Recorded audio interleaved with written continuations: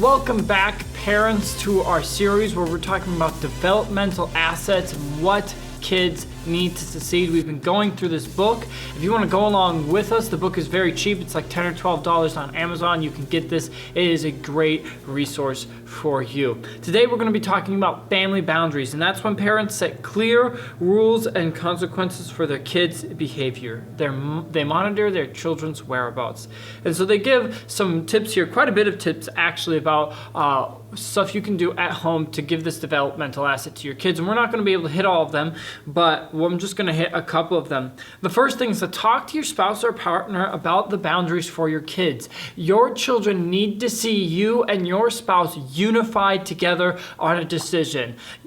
It is so healthy for your kids to be able to see that both of you are standing together and unified. And even if they don't like the boundary that you set up, it gives them safety and confidence and the ability to be sure in their home life when they see both of their parents unified on the same front.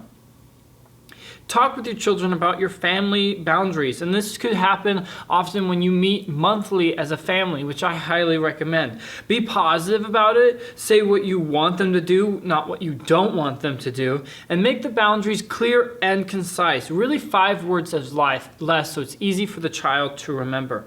So once you've articulated the family boundaries, expect your child to honor them. There needs to be follow through. So you expect the honor. Don't be suspicious of them and waiting for them to slip up and to move past the boundary, but expect them to honor it. And when they don't, have the proper consequences set in place.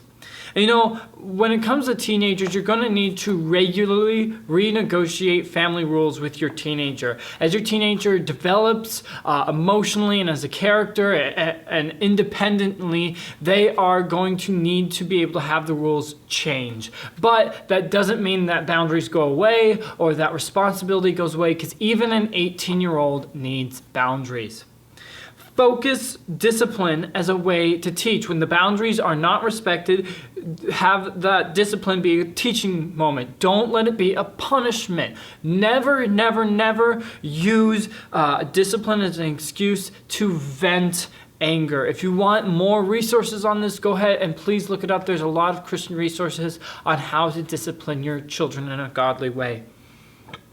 Learn who your child's friends are and invite their parents together. So like if you know what the friends your children are all hanging out with, connect with those parents and kind of create a parent network so that all the parents know who the other parents are, and they can all talk to each other, and then all together agree that children do not go to parties or places to other parents' house without adult supervision, because that's when really dangerous stuff can happen. And then on that note, they talk about make your home an inviting place where your children and their friends can be. I think this is an amazing tool and an amazing way to equip your child and your children's friends to have healthy boundaries, because you know where your children are when they're home. So make your home, take some effort, invest a little bit of time, maybe even a little bit of money, to make sure that your home is a place where your child and their friends can come, be safe, and have a good time. Again, everyone, thank you for joining me today. I hope that you gained something from this and that we will be seeing you next week. Again, if you want this book, it's on Amazon. It is a really great useful resource. I'm Pastor Waylon. Thanks for joining me. I'll see you next week.